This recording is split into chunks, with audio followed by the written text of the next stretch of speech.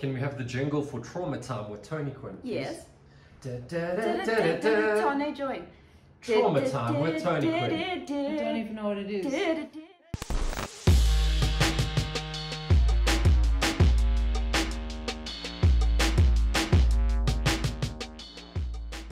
Just start from wherever. So in the last episode, we went through how I was bullied as a child from the age of 9 to the age of, well, now I'm 12 years old. I've started high school, and it was actually by an adult woman who was my mom's friend, and I was best friends with her daughter. We call her Clara on the series. No real names are being used. And they made my life a living hell when I was in primary school. And now I enter high school, and Clara's mom had me moved to a class that had none of my friends from primary school. So I was kind of navigating my way through that, through the bullying, and trying so desperately to fit in. Clara's mother made me believe that popularity was everything, and that was like this goal that I kept trying to reach, and all these barriers were put up in regards to bullying, being told I'm not pretty enough. And I started wearing makeup at the age of 9. And obviously at this point, I'm just putting on the makeup to go to school. I also only wear my hair down because I didn't like my face. And I try to hide my face as much as possible. So that's where we are in the story of Tony in this disgusting journal. Okay, so I'm going to go through this one quickly because it's quite a boring journal in terms of it's just me falling in love with guys. But you're going to see me get my first, boyfriend, which is hilarious. Okay guys, so in this journal, like I said, I mostly talk about all the boys I love, but it's really sad. I had this massive dream, and I wanted to be this big famous Hollywood actress, and this journal is filled page after page about the boys I like and what's going to happen to me when I grow up and I become a famous Hollywood actress. So here's an example. On the 19th of June 1999, I wrote, "Dear Diary, I want to act, sing, and model. I really do. Okay, listen, I cannot sing. I have never been able to sing. I remember my mom taking me for singing lessons, and the teacher was like," and I don't know why I had this delusion that I could sing, you guys. Can you give us a few notes? Notes. I cannot do that. I did in the beginning in our jingle. Oh, okay, fair. You know, that's the most I can do. That was a jam. It was, right? I could do screamo stuff, I reckon. Just scream. That's a vibe. I want to act, sing, and model. I really do. And then I'll say, "I love this guy named Craig, but we know that we kind of love each other, but none of us will admit it. It's fine. I think I like him, but if he won't admit it first, then I won't." Yes, I was a brave 12-year-old. You know, I was standing my ground. I was a strong, independent woman. Then on the 21st of June, "Dear Diary, when I see everyone on television and on films and acting, I feel as if I should be there. I have to go to Hollywood. I really have to go. I love acting. I'm scared to go, but I have to do it. It's my destiny. No, I have to act and model. I love it. I really love it. I am 5'2". I am 5'2". What did I think? That I was going to walk the world stage. My friend Tane's over here, and she's like a giant. How tall are you? 5'6". 5'6" is a giant to me. So you're probably not a giant. She looks like a model. I'm a giant for a Jew. She's a giant for a Jew. You are a giant for a Jew.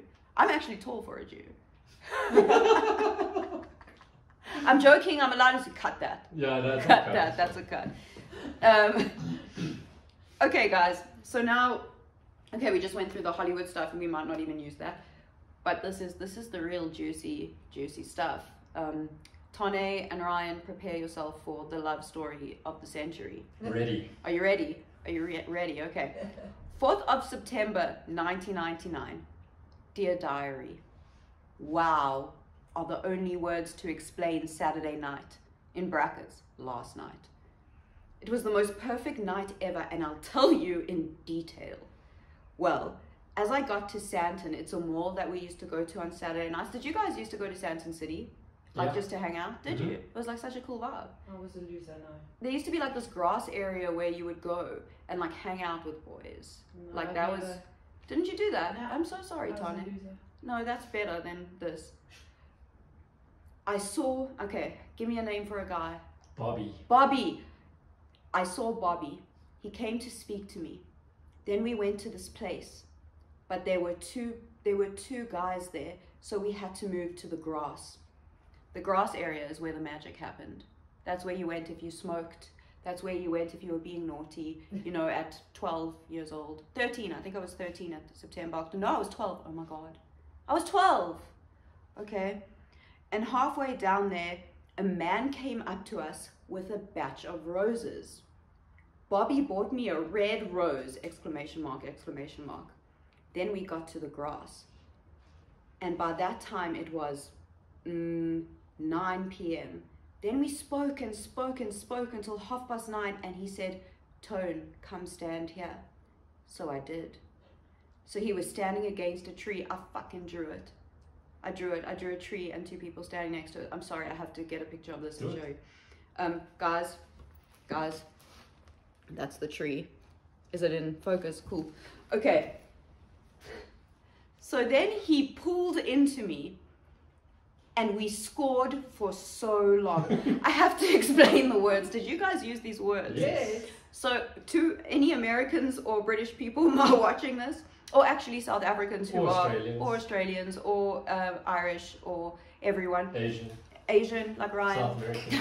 Can we take this? Why do you have to take it too far? Sorry. Anyone watching this, scoring means kissing. Yes. And it sounds way worse than it is.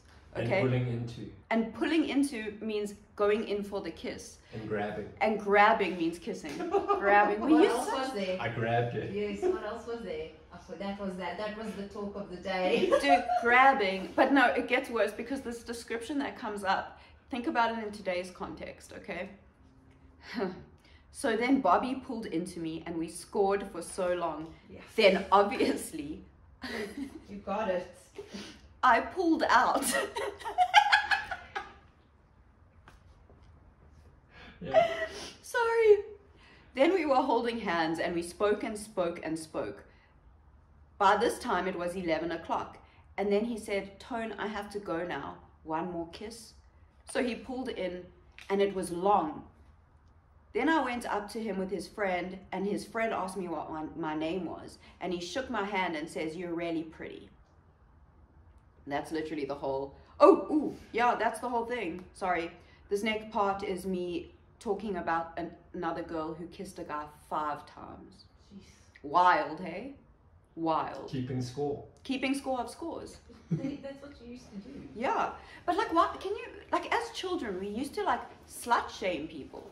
And be like, oh my God, she kissed someone. And here's me kissing a dude by a tree, like 5 times, but being like, oh, did you hear so-and-so kissed someone else 6 times? I mean, that's too far. And she didn't pull out. So this became like my first boyfriend, but not real boyfriend, Bobby. And we had this relationship where, you know, when you go to school and you just see each other from a distance and you say hi. And That he has a surname. that's the whole, I can't say his surname. Oh, sorry. I can't, but I'll tell you afterwards. Okay.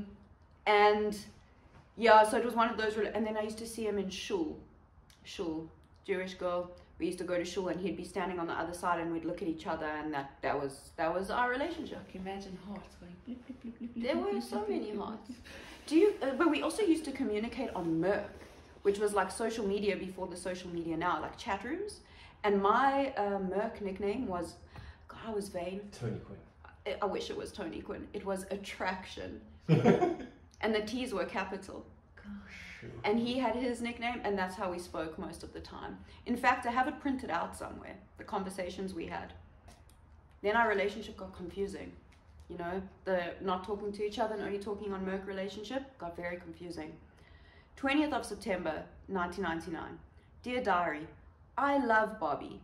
Sometimes I get confused though. Like 1 second I'm spinning, and then the next second I get freaked out when I hear the word love. But then I hear a cartoon song that reminds me of him, and I love him.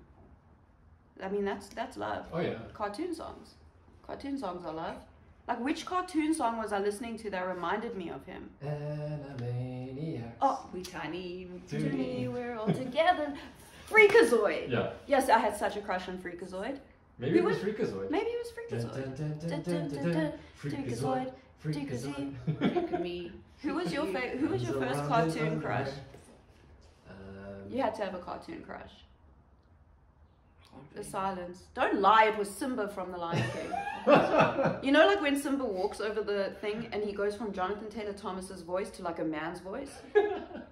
Changed my life. Legit. I don't know. He goes over a branch. He crosses over and then he's with Timon and Pumbaa. Yeah. Matata. And then he goes into like a... No, I can't remember. That got you going. Eh? That was, I was like, okay. I feel like Dawson's Creek was a thing back then too. I didn't like any of the guys in Dawson's Creek.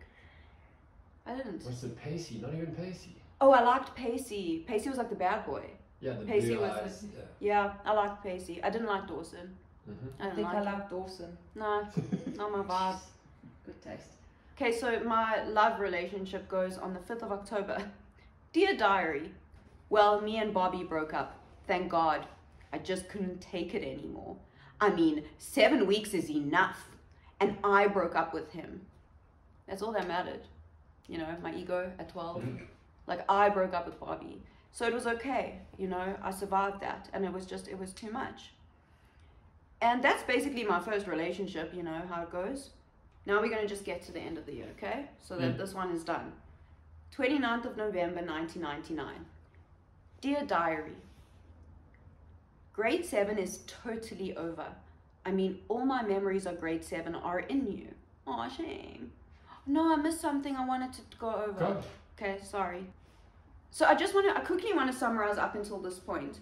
So in the meantime, I'm in this class with girls I don't really know, but I'm still friends with some of the cool girls. They're still in my life. I'm still getting on with them somewhat, but I'm making new friends as well. And there's a new girl that I become friends with. And I felt really bad for her because she came to the school and didn't have a lot of friends. I'll call her Trisha. So Trisha became a really good friend of mine.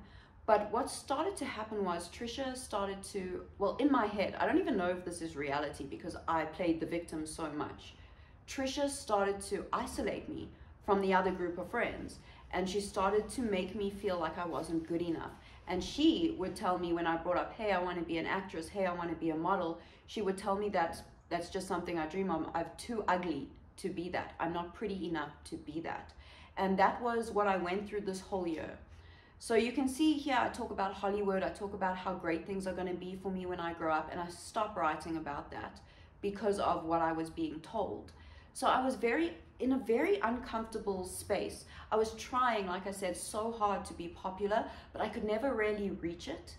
And all the other girls around me seemed to be thriving and were really beautiful and came from these wealthy families. And I didn't ever feel like I belonged, ever.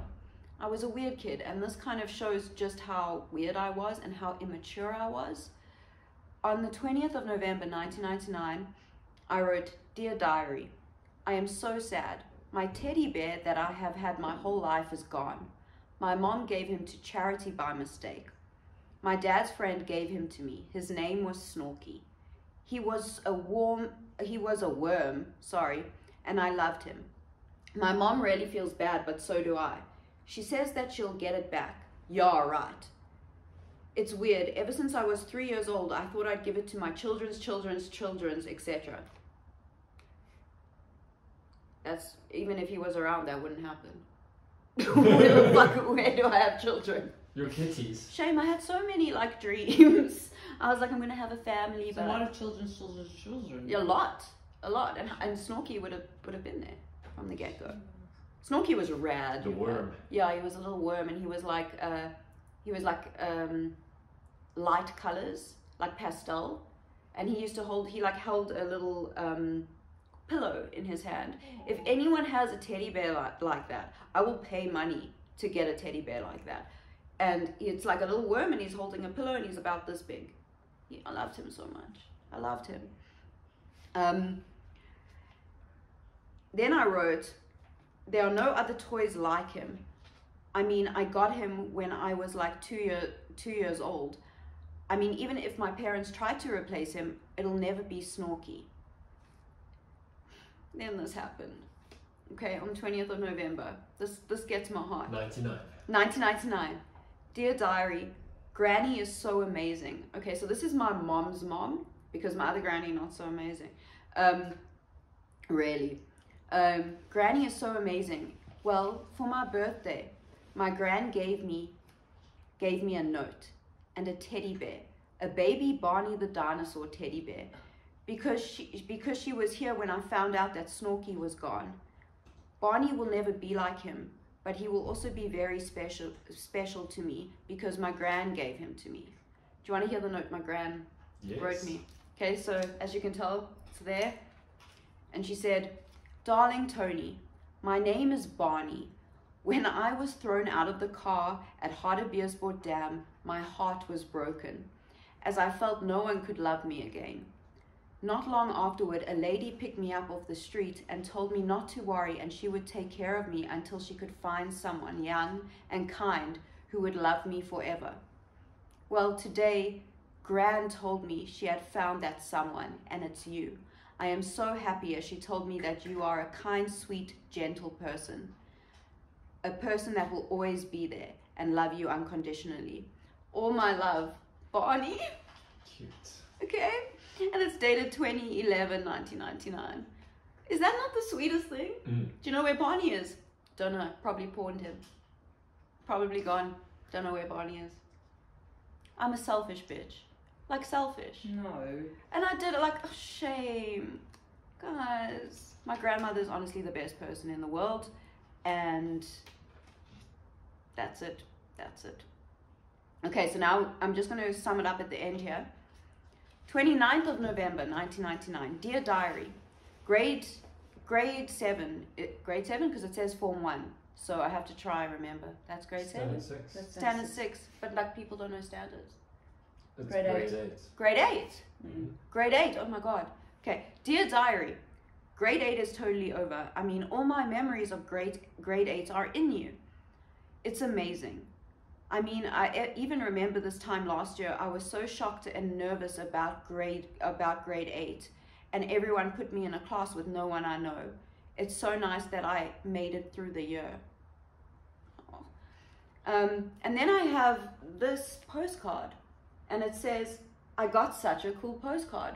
We're going to read the postcard and see that I didn't know what I was doing, because this is fucking concerning, okay? Scorpio. The Scorpio motto is "I want," which generally means they get. The most passionate of star signs, Scorpios never give up. Their strong-willed nature also bridges over to their sexuality. The sadistic, "I want to be on top," sex addicts amongst us are almost always Scorpios. Why? Why is that in this journal? And read the reaction to it. The reaction to it is amazing. Okay. How cool is it?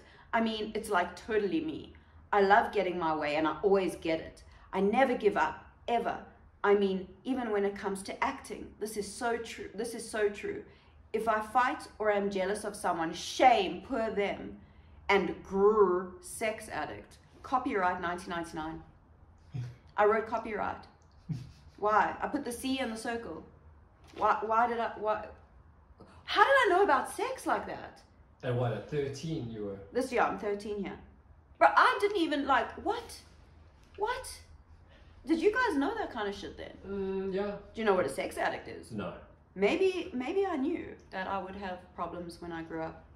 Maybe I knew. Because of that postcard, I was like, you know what? Maybe your friends were telling you what these things So you're blaming Cardi's for your It's sex. Cardi's fault. How did they let me buy this? The postcards were generally free, I think. Could you just At take some them? places, yeah. Oh.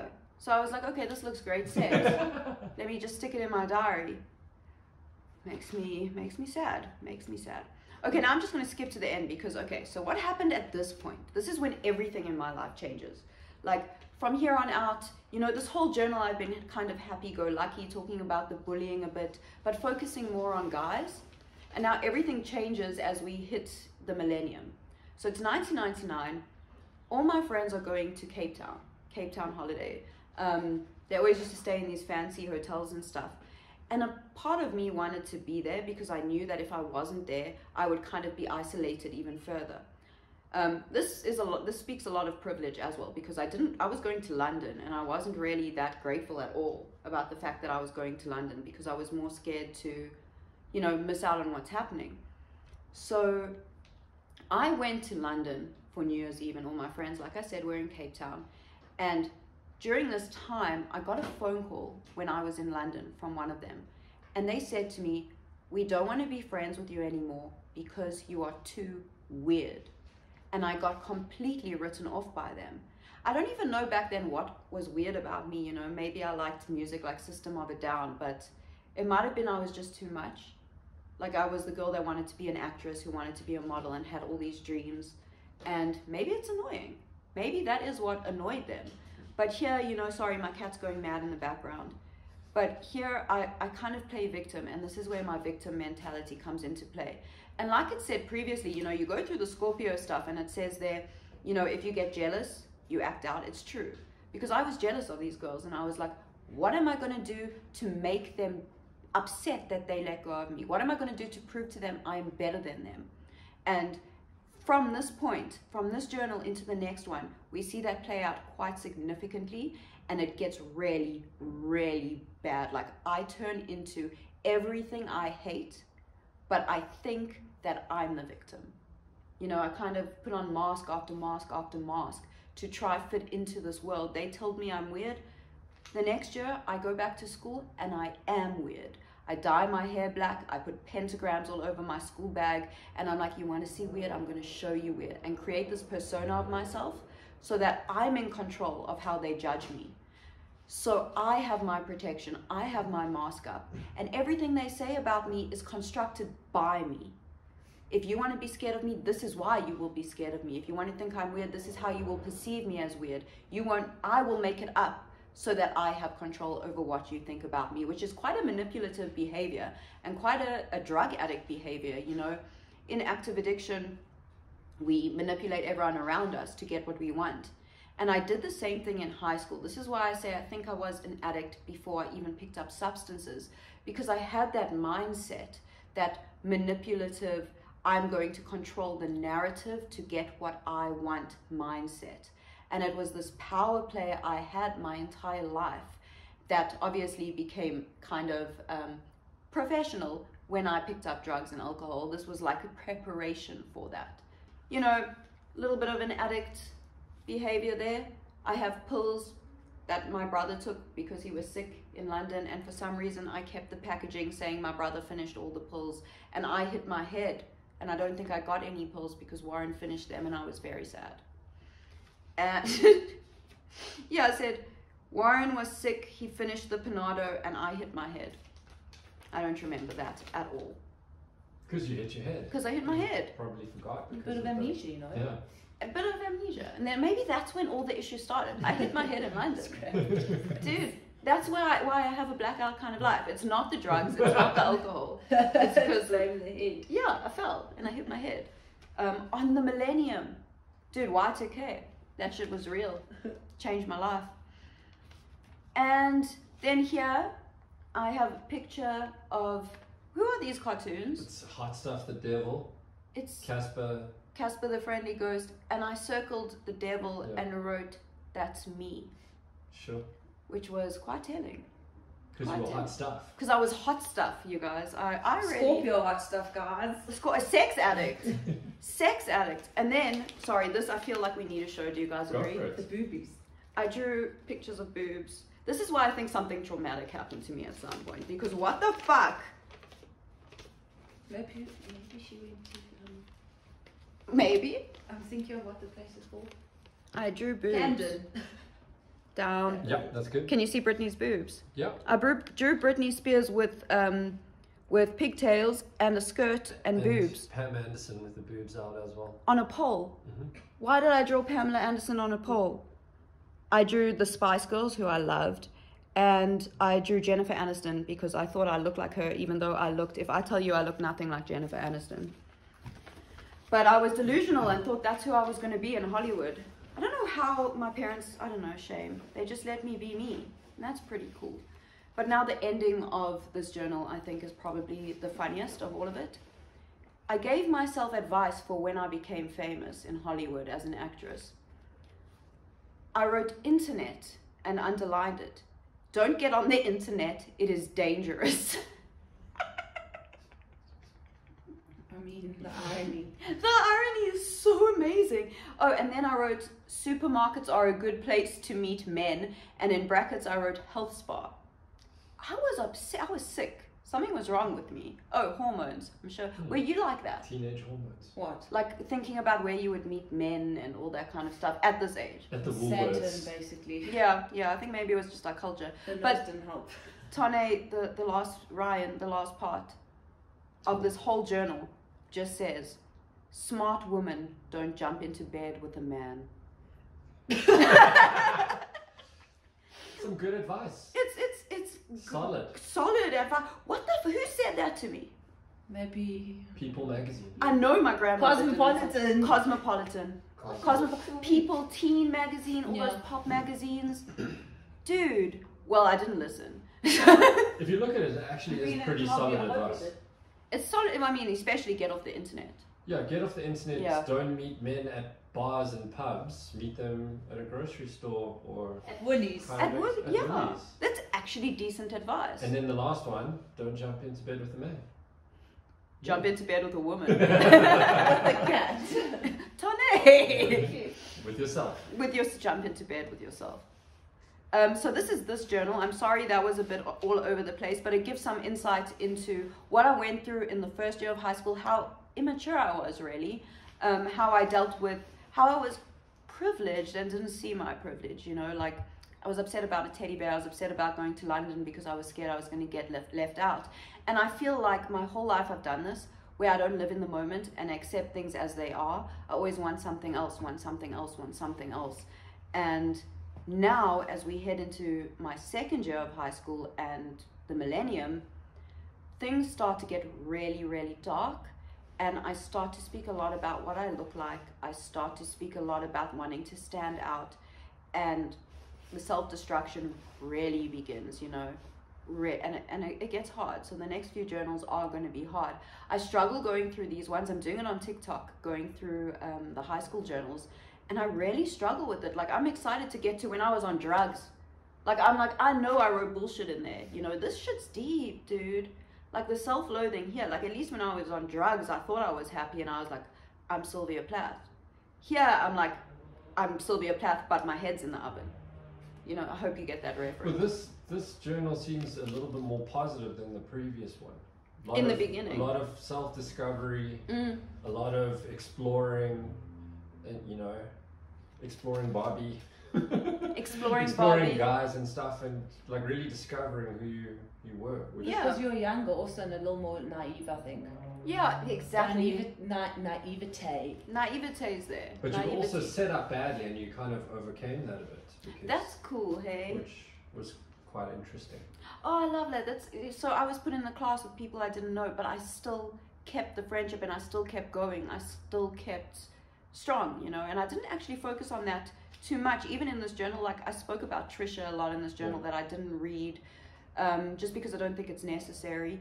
But the girl that I became friends with, who kind of started to isolate me, is the one who phoned me and told me I'm too weird to be in the friends group, you know. So Was she part of that group? yeah, she didn't have any friends when she started school, and then I was like, I really like her, I want to be friends with her. And then she pushed me away and took my friends, which was the best thing she could have done for me, honestly. You seemed a lot more optimistic, you So know, in terms of, optimistic. you know, your dreams of going to Hollywood and all of that. So Yeah, because you had something to hope for. Isn't that sad? no, I think it's quite cool. No, but like think about it now. But you still have things. Do you have things to hope for now? Yeah, I was so hopeful, and I really believed it would happen. And you know what ruined that for me? The acting stuff. Fucking crystal meth, bro. But we'll get to that because it destroyed my acting career. Proper blacklisted me, which I find very interesting. How this is hope, and how drugs took all these dreams of a 12-year-old girl and fucking spat on them. And I did that.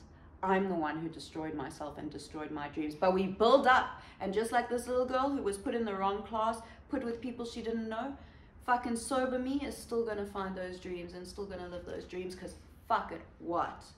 We do recover. We do recover. See you in the next one, bitches. It's going to be darker. It's going to be a bit harder to listen to, but these have just been quite fun.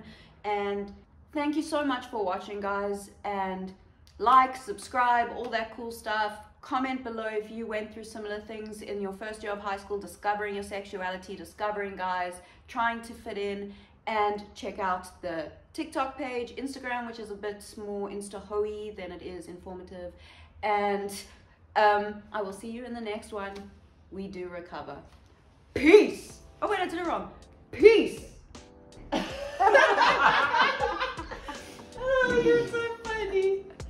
Tone, I don't think you can be blamed for everything. I think you put a lot of... no, No, keep it on. I think you put a lot of blame on yourself. I did You're that. very self-sabotagey, if that's the same word, it's the right word. I think we said this in the last video, but you know what I But do? you can't put too much blame on yourself because I think it's like self-infliction. Yeah. You can't. Because a lot of people play their parts in your history. You know what I think messed me up with that? Not messed me up. I became overly self-aware in recovery. Yes. Because I was so upset and felt so much guilt about what I did in active addiction. I got you. That going back to my past, I still question whether or not things were real or not. Because I don't really remember it, because I damaged my brain so much that I don't remember most of the stuff. And I go through it and I'm like, you know, what Trisha did to me, that girl, was really deep. Like she isolated me. But then I start to think, maybe it was me. Maybe I made myself out to be the victim. But the proof's in here. But she also had a part to play, so you need to acknowledge that. Exactly. So okay, fine, maybe you did do something, but she also had a part to play. She also hurt you. So you've got to say, fine, I play a part, but she also played a part in hurting you and isolating you. So you also maybe need an objective someone. Because you are always helping other people, maybe you need someone to, you know. I needed to hear that. You need to try outside at home sometimes. Someone said that to me. I was in a meeting and I was speaking to a friend of mine, an NA meeting, and she said to me, I love how self-aware you are. You know, you talk about what you did in active addiction and you speak about your parts. She's like, but a lot of stuff happened to you that isn't your fault. Exactly. And you need to accept that, you know, you did go through certain traumas that weren't brought on by you. And I think in high school, the only way for me to deal with a lot of the bullying was for me to empower myself by saying it's because of me, which isn't really empowering. It's not really dealing with the problem. But you're allowed to act out also about being bullied. Yeah. It's like a psychologist needs a psychologist. True. You need someone maybe to talk to every so often to bounce off these ideas. Fuck about it. You guys. Yeah. You guys. Hire my friend Toniquinne as a psychiatrist. She's amazing. I'm not a psychiatrist. A life coach. I'm not any of that. She's a life coach. I have just that was objectives. nice. We should put that in the beginning. We should. Oh my god. Okay. Tane's gonna join us in every single episode. And stop.